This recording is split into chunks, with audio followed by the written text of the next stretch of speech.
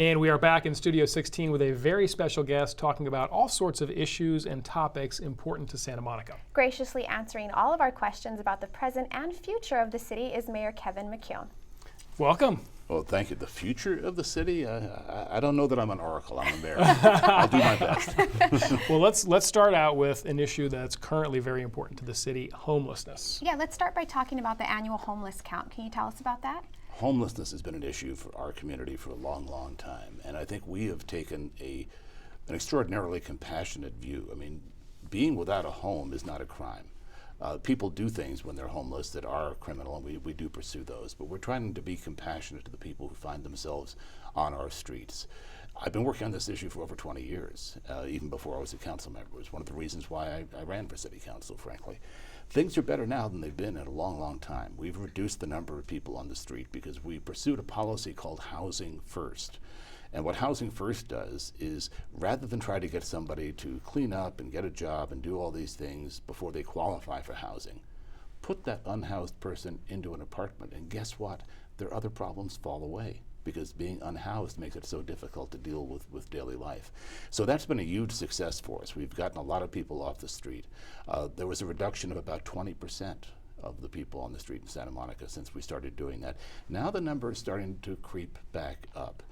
And that goes to what you talked about, which is the count. The reason why we know so accurately how many people there are unhoused in Santa Monica is that, unlike most communities in Southern California, we take a count every year. You're supposed to do it every other year, but we do it every year.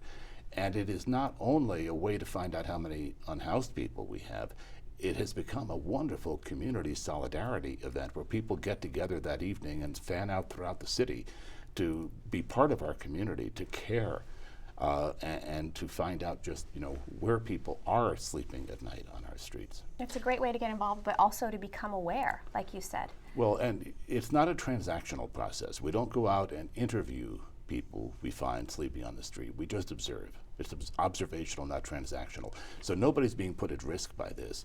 But everybody who participates feels, quite rightly, that they're doing a great thing for their community. Absolutely. And they get a first-hand look at the fact that there are people, out there tonight there'll be people sleeping under bushes in our city because they're unhoused. And that's a national tragedy where we locally have done our best in the face of a challenging economy sometimes. The fact that Santa Monica is such a great destination. Frankly, if I had to be unhoused, I think I'd like to be unhoused in Santa Monica. What a great place to be. It's the same reason that all of us like to live here.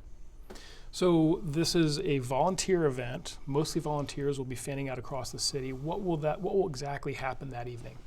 The volunteers, this is really interesting. They come from all kinds of groups in Santa Monica and very multicultural. There are Persian Iranian groups involved, and groups that I haven't seen do anything else show up, churches, for this, because it's something that touches everybody. We all have that heart. We realize, especially now we're in Thanksgiving week, how grateful we all are for the bounty that we have, and we realize what it must be like not to have that. And for homeless people, it's not just a matter of not having the material things. The experience is very dehumanizing. So I think it's something where people feel in their hearts that by going out and participating in the count and helping in some way, they are acknowledging the humanity of the people who are living on the streets. We come together. Last year it was at St. Monica's. I'm not sure where it'll be this year. St. Monica's again. It is this year. We all come together, we gather, we talk a bit about what we're doing and why we're doing it. I got to address the crowd last year as mayor. And then in teams, we fan out throughout the city. And as I say, it's observational, not transactional. Conversations are not the point. We don't even disturb people. It's just a matter of observing where people are, what parts of the city, and how many people are out there. Then we all come back and turn in our numbers that we've seen. And it takes a few weeks to generate the citywide count, but then the outcome is we have an actual metric, a measurable outcome of how successful our programs are being, or perhaps not being. I hope we continue to be successful. Thanks for doing that. And switching gears, let's talk about the Cradle to Career program and the goals for that program. Cradle to Career is a partnership that we have put together to assure that every young person in Santa Monica gets the opportunity to be the best they can be. We know that our children are our greatest asset. They are investment in the future. We have always in Santa Monica, for instance, invested in our public school system. And right now the city gives $14 million a year in uncategorical cash to the school, which is why we have such wonderful art and music programs. But that's not enough, because the schools are K to 12 or pre-K to 12 or pre-K to 14 if you include the college. And actually many of the changes that can make somebody's life a more successful and fulfilling life happen before they're 5 years old. So we've moved from the idea of helping the schools and the college to a cradle to career span. And career may not be exactly the right word, because it's not just a job program. It's how to succeed in life is what it's about. We begin now with parents who are about to have children. They need support and help. A first child is a big change in your lifestyle. Oh, yeah. If you're not ready for it, it'll really take you by surprise. Then we work with the infants and toddlers and preschool through school. We work with the college. The main three partners right now are the City of Santa Monica, the Santa Monica Malibu Unified School District, and Santa Monica College.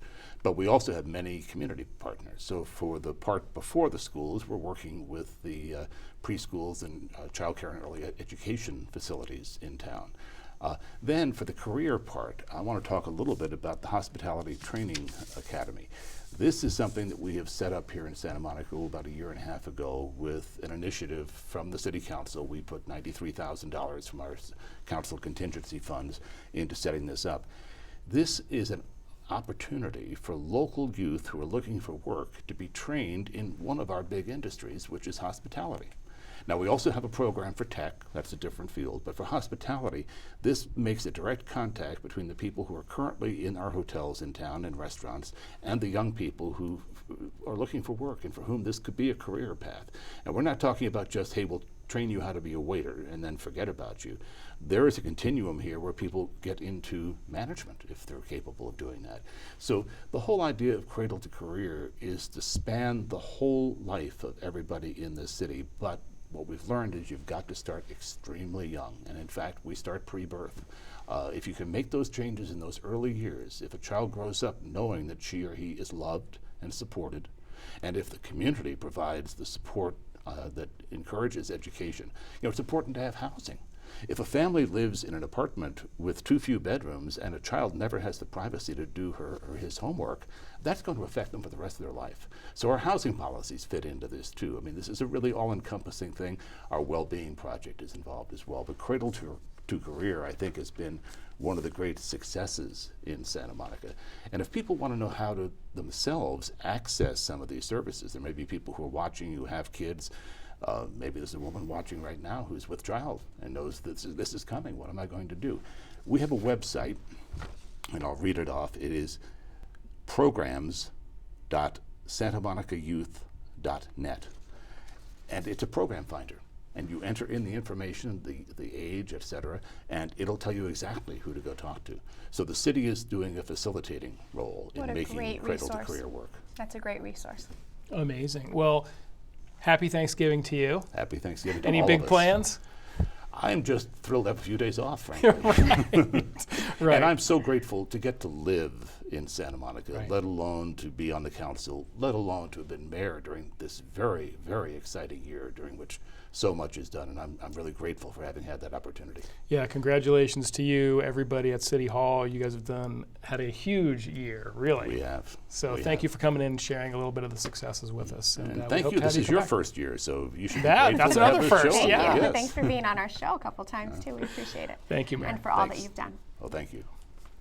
And thanks to all of you for watching. And remember that you can also watch us on our YouTube channel and leave us some comments. And if you're out having fun doing something interesting in this beautiful seaside city, be sure to post your pics on Instagram and use the hashtag Santa Monica Weekly. Maybe we will put your pictures up on the show. Thanks for joining us, and happy Thanksgiving.